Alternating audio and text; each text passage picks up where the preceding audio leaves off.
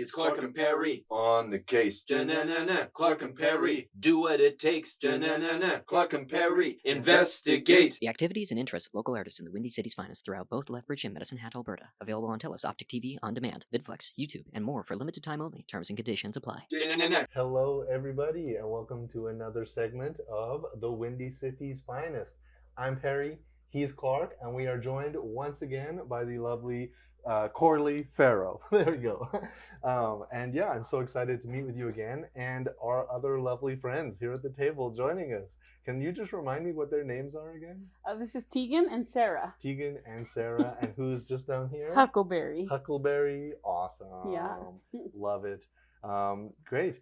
And yeah, we're just going to dive in, talk about a bit more of your work, talk about your love for the dogs, and yeah, just have a good conversation. Sounds good. So the first thing that I want to touch base on is just this lovely guy at the front here, and we're going to do a big reveal if we can. Clark. Dun, dun, dun, dun. I love it. Yeah, so what can you tell me about this piece? Like the process of it or the reason behind it? Oh, well, that's obviously inspired by cats and Yeah. humor because, you know, feline fine. But that's the sgraffito process. So I painted a blob. Well, I think I painted the cat shape and the banner, Mhm. and then I carved back out of it with a tool to reveal the clay. Right. Oh, During the greenware process, which is Mm. when it is still never been fired. right. And then while it's after bisque, before I glaze it, I paint over with wax Mm. so that the white glaze doesn't get over top of the design. Mm. And then you wipe it back and you get to expose the raw clay Right. in its like beauty, because I love Yeah. the actual texture of clay that's not covered by The glaze. Yeah. It definitely has a texture, and I imagine that also has somewhat of a practical purpose, like ergonomically, grip wise. yeah, for sure it would. Yeah. Awesome. Cool. I love it. Awesome. And then here we have a familiar face, kind of. Huckleberry. Yeah. Come here. Oh, maybe not. Sarah. Maybe not. Come here, But come Sarah here. is down. Oh. Come on up. Awesome. Okay, well. Kind of. There we go. I love it. Yeah. And so, if I may ask, like, when did your love for the sheepdogs start? When did it start? Well, Was it at first sight type of thing? Or? we got Sarah originally to take care of her, and we didn't even know what breed she was. I thought she Right. was a poodle mix, Right. and I fell so deeply in love with her. I had no idea and that she was an Old English sheepdog. Right. And then once we realized we started to learn about her and learn about all the traits and realize how iconic the breed is. Yeah. You'll see them all over media and pop Yeah, culture, and yeah.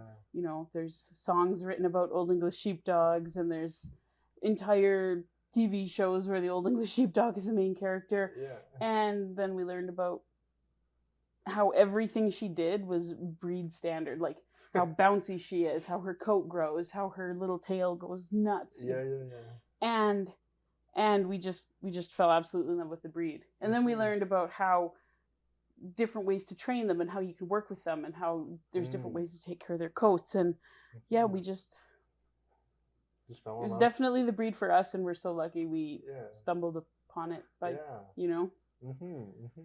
And so, like, you mentioned some of those kind of traits, like the bubbliness and the energetic. And, Yeah.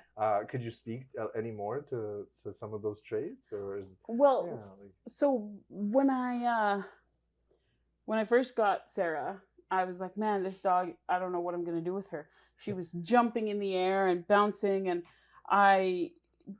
she was just so happy. So it's hard to train it out of her. And then you Right. ask her to sit, and she's wiggling. And then I was watching the big international dog show, and a Old English sheepdog actually won Best in Show. oh, hello, you need some attention. And when he won Best in Show, his owner was like excited, and he just bounced straight up in the air. And this is the best Old English sheepdog in show. Wow. So I was like, okay, well, if he's allowed to do that, Yeah. maybe I shouldn't be trying to train these traits out of them. Out of them, for This sure. is their breed. They're bouncy, they're happy, they're full of joy. Yeah. They provide us with so much joy. So then I started really embracing the breed standard for them, and not trying to calm them down and mute them like lots of people would think that we should. Yeah. That's very interesting. Yeah. And then obviously they kind of play a role in your artwork, and they find their way into every aspect of your life, I imagine. Yeah, for sure. they sort of own me. Yeah. I love them. Yeah, absolutely. Yeah. Cool. Yeah. Right on. And I see we have a few more sheepdogs right in here. Yes. Is there anything you want to share about these items right here? Well, this one's Sarah. This one is Sarah. This one here. Oh, this one right This here. one here. It's got her little tail and the marking on there and the proper ear. Right on. And they also have... I love that. got her pink paws. Yeah. And this one, when I put the sweater on, I had to make sure to adjust the shape to make up for the fur, you know. Right on. Yeah. So a lady that I do pottery with, she taught me how to make a cookie cutter type stencil that you can design yourself. Yeah. And so I was, of course, going to make a sheepdog as my first one. So that was my first ever handmade cookie cutter stencil for clay. Interesting. And so, yeah, you would have had a sheet of clay on the table. Yep. And you would have built the kind of stencil, is it called? Yeah, so it's basically this like type of, I think it's like a plumbing wire, and it's or are you okay? A little awkward. It's like this it's almost like a roll of tape, but it's metal, and then it's got all these little holes in it.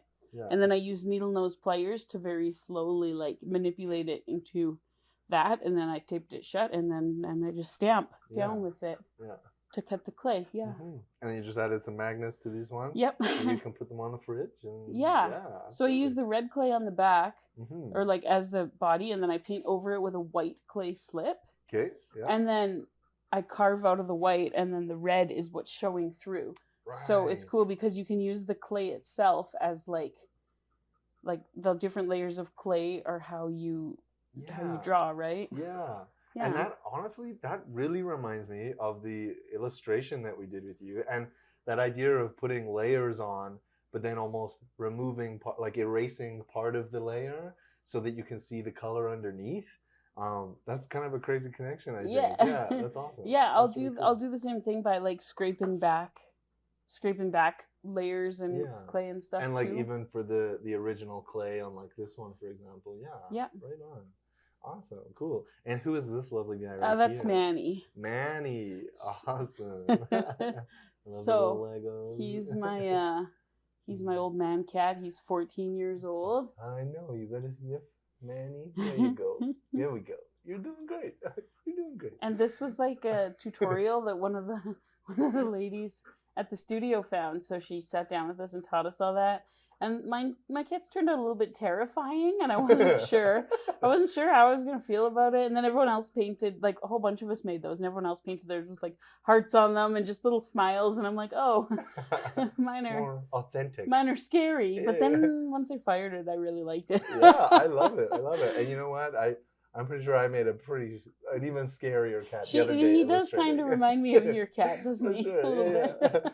My favorite thing is the detail. I mean, I don't know how appropriate this is, but the little bum on the back. Oh yes, I love the detail. So it's recommended that you have a hole in a piece of pottery that you sculpt to let air escape and let air in to dry the inside properly. Because if the inside's not dry when you fire that, it's gonna break. Whoa! In the kiln. So serves a practical purpose. Yeah. Wow. Yeah. Okay. Awesome. So you could put it like, sneaky on his belly or paws or ears, but I mean, why not put it where it's where it makes sense. Yeah. You know exactly what you want, don't you?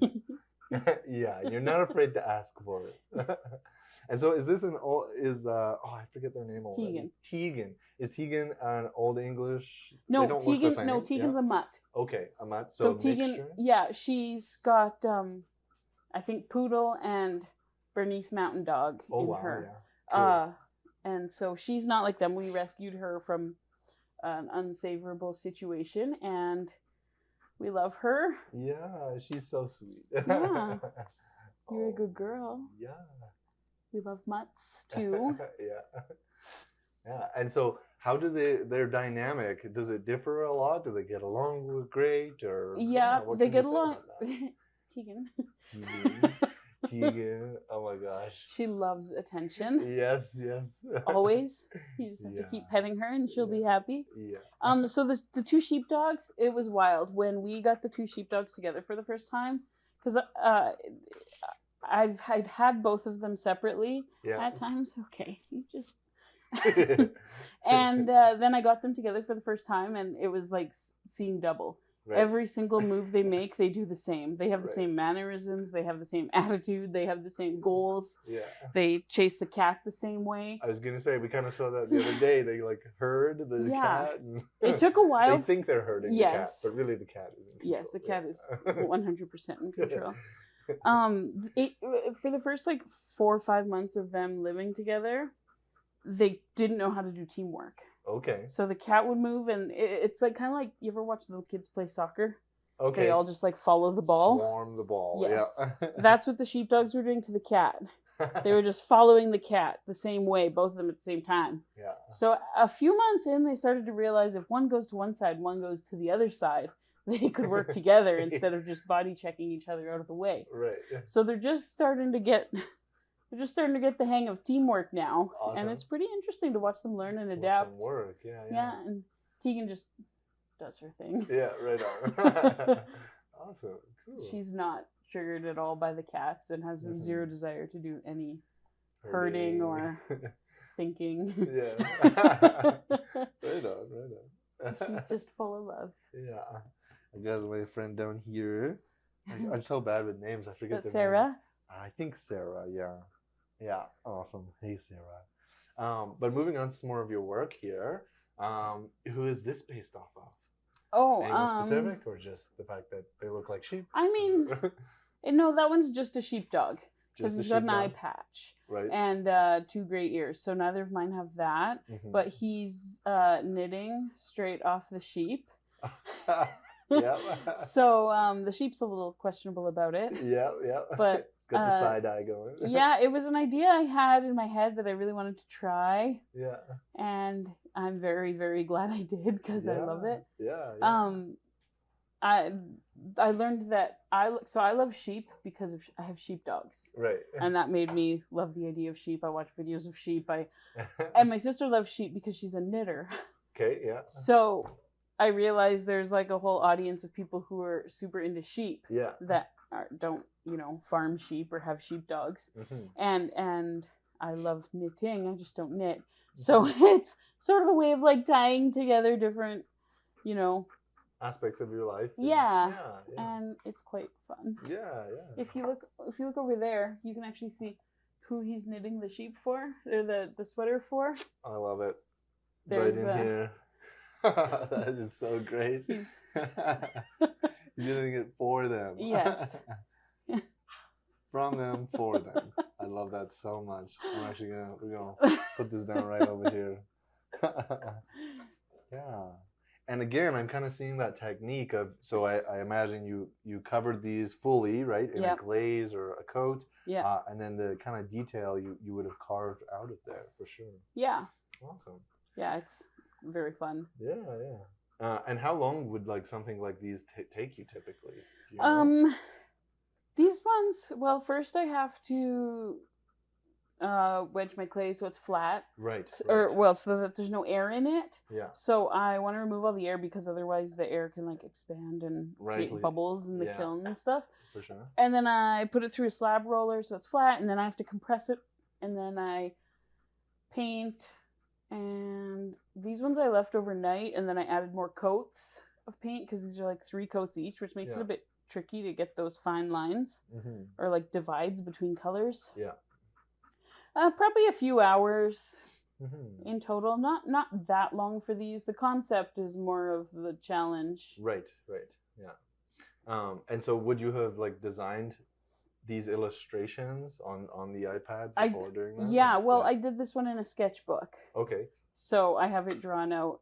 I was sitting at the studio being like, I made the slabs before I decided what to do. Oh, interesting. So I'm being like, okay, what should I do with this? Yeah. Because I knew I wanted to make wall hangings And then I just kept drawing and came up with this and got really excited and made it. Yeah, absolutely. Yeah.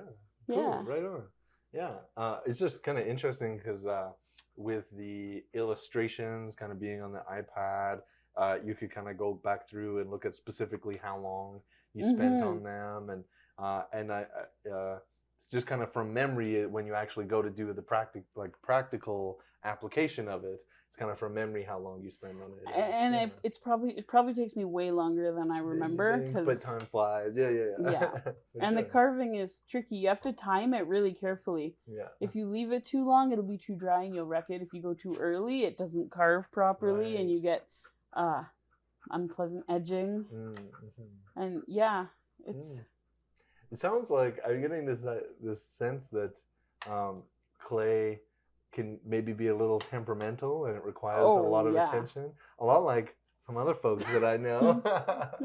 They require a lot of time and love, right? Yeah, for sure. A little bit needy. Yeah.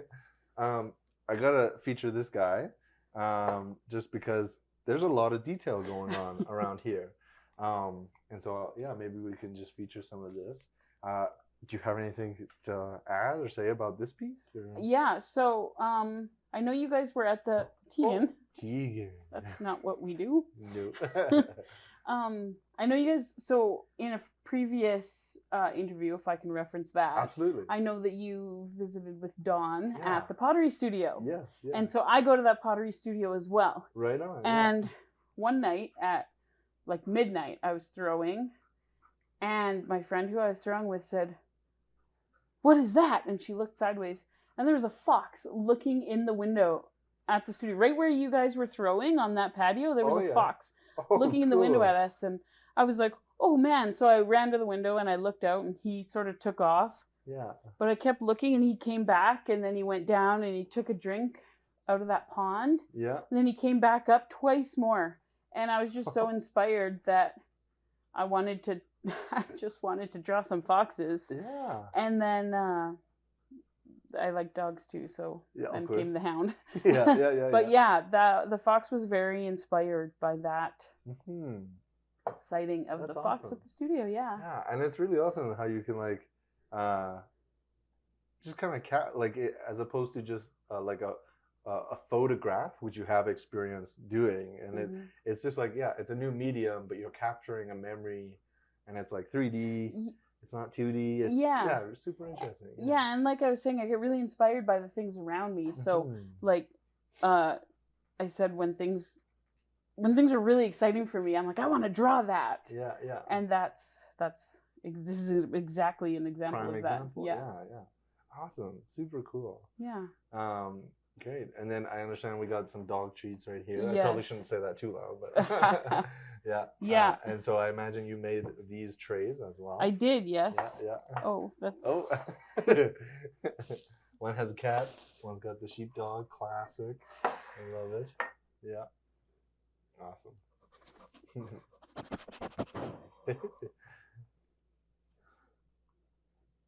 Do you have anything to add about these? Yeah, so this is my second try at this one, actually. Okay. So something that happens when you're working with clay is when you layer it, the different layers cover each other up. So you can't necessarily tell what was going on before, like on the underside. Right. So the first time I tried to make the sheepdog one, I layered it and I layered it and I layered it. And then when I got to the end, I carved out the outlines and I carved out the mouth. Yeah.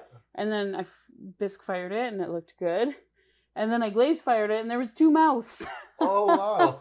Because I had painted a mouth and then painted over it and then carved a mouth, and they were like slightly in two different spots. And I was like, oh well, so you have to learn as you go. Yeah. And that was disappointing, but it's fine. Part of the learning. Yeah, for sure. Awesome. Cool. So yeah, that was my second try. Right on. Cool. And then I understand we have a few of your newer pieces here that you kind of just finished recently. And so like these two mugs, for example. I understand. So this one has a couple things going on. On the front here, it looks like you added a layer. Yeah. Yeah, what can you tell us about this piece? Okay, Oh. so I recently did a workshop at the studio with a artist who came to teach us how to take lino carving and apply it to pottery. Okay. So lino carving is something else that I've done a fair bit of.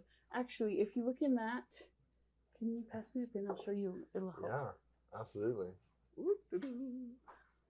Yeah, there we go. So are you guys familiar with lino cutting? I am not at all. It is basically just a little sheet of rubber. Okay. And then you take a little blade on a handle, and then you carve out texture. Okay. And then traditionally, or at least as far as I know, traditionally, you then roll ink onto it and you stamp it onto paper. And that's how I made that one. Interesting. Okay. So yeah, you would have a sheet of this material, and then you would have carved out the kind of shape that we see here.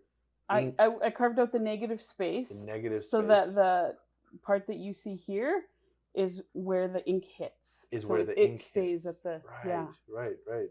Yeah, and then you would stamp it on here. So the workshop was how to apply this to poetry. Pottery. we Yeah. we just did a bit with poetry, but no, cool. pottery. Yeah. Right on. So basically, you have to do it the opposite.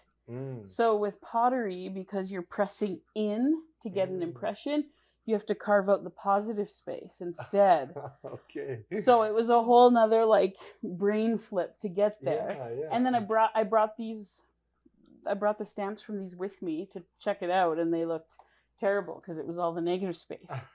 However, I can use clay to make a tile, Right. where I can then reverse it again and use it. Right. There's a lot you can do with it. Yeah. So with this one, I did a workshop where the lady taught everyone how to use lino cutting to make impressions on clay. Right. Cool. Yeah. Awesome. Let's stay home. I love that sentiment. Yeah. I really do. I love that sentiment. Yeah. Awesome. And then this guy has quite an elaborate structure on the front here. Yeah. And so my very limited understanding, so you would have made the mug itself, and even the handle, right, would be applied afterwards? Yeah. Like you kind of add them on, and so... Yeah. So this is actually a hand-built mug. So instead of throwing it on the wheel, both of these, I lay out a slab, and then I wrap it, seam it. You might be able to see this. You can see the seam here on this one. Oh, okay. And here. Yeah. And there's probably one in there somewhere. I couldn't see it with my eye, but Perfect. maybe you know. Yeah, I guess that's the point, hey? It's underneath the handle on this one. Okay. So then you add the bottom. Yeah. And you slip and score, which is how you add handles to things. You basically score it. It's kind of like making Velcro out of clay. Okay. You score it so that it's rough, but then you add water and it turns it into like a glue, and then it'll stick. So using that same method, I could close the walls and attach it to the bottom, attach the handle. Wow. And then using the shapes of the flowers, you can attach them the same way and hope that they stay on. I hope that they stay on. And don't crack, because that's a lot of seams. And seams, Right. the more seams you have, the more risk you have of having it crack or break or... Yeah. Wow. Yeah. Super cool. That one was done actually at a community, at our community studio. One of the members was like, I want to have hangouts, so I'm going to find little projects for us to do and invite everybody. Right. So this was called a hand building hangout, and I went and attended, and she had all these little stencils for us to use to try and make flowers, and I was like, well, what do I do with the flower now? So I put it on a mug, and I'm pretty happy about it. Yeah, no, it looks awesome. Yeah, for sure. Nice. Yeah. Cool. Great. And then I understand we have one more big piece out here that really caught my eye. I saw it in the box of pottery, and I just had to grab it and take a look at what it was. Looks like a volcano. Yeah. Yeah. Yes. He chose the pieces to be featured here. Yeah. And this was something that everyone at the studio was kind of giving me funny looks while I was making, including myself. I was like, well, I'm just gonna we're just gonna have fun and see what happens. And I'm pretty stoked about it, actually. It's intended to be a bit of like a vase. I'll put some flowers or leaves in it. Yeah. There's a lady who does flowers here in the city, and I like to bring her stuff to put flowers in, and I can't wait to see her react to when I show up with this. I feel like it needs like a red kind of flower. Yeah, to be like you can lava see spurting there's out. somewhere along here. It looks. Oh yeah, there we are. Yeah, right there's here. a little bit of. Saw that for sure. Little bit of running there. And so, would this have been like hand painted, or you would have dipped it? No, or? this was hand. This was I was using a commercial glaze that was good for a high fire. Yeah. Because this is high fire, so we use the gas kiln to fire these 3 pieces. These 3 pieces, okay, yeah. Yeah, which is all manual, not electric. Right. And so I was taking a pretty big risk putting that glaze on because I had no idea what to expect and nobody else had used it at our studio. But I'm pretty pumped with how it turned out. It's got some great texture and fantastic texture. Yeah. I left lots of space just in case it ran, because if your glaze runs, then it can be problematic in a kiln. Right. Yeah. Interesting. Cool. Awesome. Great. Yeah. And then so you mentioned that these 3 pieces specifically were in the manual kiln, not electric. So normally the kilns that I have experience using so far, they're basically big like tubs kind of, and you load them from the top, and then you close them, you program them, and then you leave. Mm-hmm. This one was like a big arched door. Okay. It's like an oven. You like open it, and you can get right in there if you want. Right. Wouldn't recommend it. No, but you almost have to as you're loading it, because you're not loading from the top. You're loading from the front. So you have to be able to reach the back, and you have to be able to see. So if you fire 2 things with glaze and they're touching, they'll stick together. They will stick, hey? Yeah, they can't be touching. And if your glaze drips down to the bottom, it'll stick to the shelf. Oh my god. So you have to make sure nothing's touching. Yeah. And loading this kiln from the front was challenging. So it was kind of like you had to get over top to see, and then you have to lift these shelves. Instead of dropping the shelves down, you had to lift them over and drop them onto 3 stilts. Oh, wow. And so I was being mentored by some ladies who were very experienced potters. I'm so lucky that they were willing to teach me. Yeah. And we loaded so much clay into there because each of them had stuff, and then another newbie like me. Yeah. And the 4 of us loaded it together, and then you have to turn the gas on and light these. You have to light a pilot light, and then you have to look at the flames up top to see, and open the dampers, and there's like a flap in the chimney that you have open. To keep an eye on. And there's no programming. You have to watch the temperature. Yeah, and so I understand you kind of mentioned this briefly before we started, but this is your only way of gauging where things are at with it? Yeah, so these are cones. Mm-hmm. They're witness cones. Okay. So each of them is designed to melt at a different temperature. Yeah. So we put cone 04, I believe, which is like a bisque temperature, and that tells us when to do the next steps. There's that brown in there. This spoon is designed to catch that melted cone. Mm. So there was 4 cones to start. Oh, okay. So once the first one goes down, you can tell where you're at. And then the second one goes down, and you're like, okay, we're on the way. And then you do these different cycles as you hit different places in the firing. Yeah. And that's how you know where you're at and when to turn the kiln off. Right. It's really cool. Yeah. And the kiln is so hot. You take out this peephole, and you have to cover your eyes. You look through this thing, and you can hardly see them because it's just blasting red, yellow. Wow. So we got to do a lot of that. Yeah. It was really cool. Yeah. It was my first experience with it, and I can hardly wait to do it again. Yeah. And I was going to say the kiln room at that time, it has a temperature gauge in there. Yeah. It was 50 degrees in the kiln room while we were firing this kiln. Oh, wow. Yeah. And so that's just the heat. Heat is wild. Yeah. The ladies were wearing heat resistant jackets because you have to get really close and adjust gauges and like I said, they were pulling this damper on the top to open it more and let more and less oxygen in the whole Right, 'cause time. it needs oxygen, right? Yeah. And then Wow. we reduce the oxygen and sort of starve it, and that causes the clay to act differently than when it has access to oxygen. Right. Oh, you almost fell off there. I know. I'm trying to pay attention, I swear. I am. I know, she's distracting. Yeah. No, But right yeah. on. But no, that actually did bring like this idea of it sounds like it's probably not something you would really even be able to try without those mentors, like without those experienced people. I would be taking courses that would Right. be expensive, and having access to these things. Like I feel really, really lucky to Yeah, have those yeah. women who are willing to work with me and show me, and Yeah. they have so much experience. They've been doing pottery for decades, Right, right.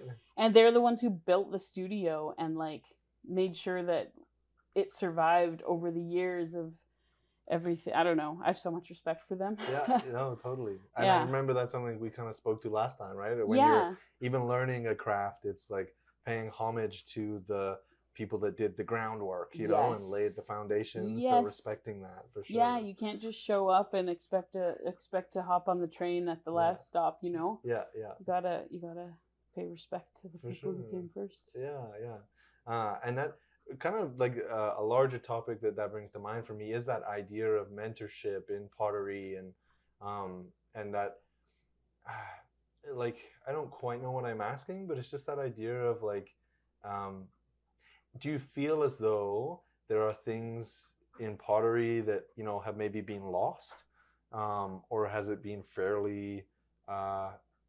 Have we been able to kind of keep it alive, like the? I think we have to work to keep it alive. Yeah.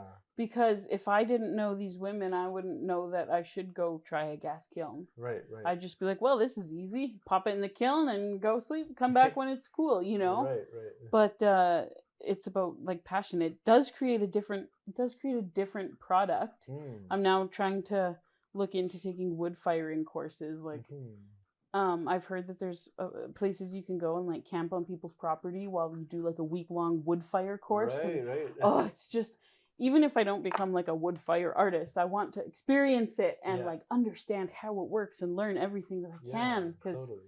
it's about passion, not just production. You No, know? for sure. Yeah. Yeah. For sure. Yeah, so I think there's people who are passionate about the I don't know what the right word is, the authentic or analog or whatever Right, the yeah. primitive ways of creating, Yeah. who are really passionate about it. Mm-hmm. And I think those people will definitely keep it alive. Mm-hmm. But it's not something you have to do in order to enjoy pottery. In order to enjoy it. Yeah. Yeah. For sure. Right on. Oh, you're so good.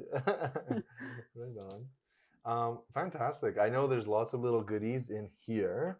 I don't know how much more time we have to like dig that's through them. okay. Is there anything that you really wanted to feature off the top of your mind? It's okay if not. Well, I've got some fun illustrations here. Yeah. This one includes almost all of my animals. It's a fridge magnet. Okay, I love it. I love the two cats right here. And the two doggos at least. The two of cats them. aren't really stoked about their No, they are situation not there, at but the all. dogs are happy. Yeah. Tegan's got a vest on there, and Sarah's the passenger. I think Huckleberry wasn't around yet. Right, right. Yeah.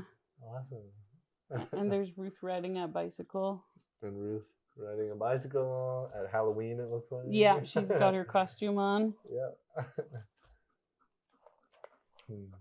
And this one's my sister's dog.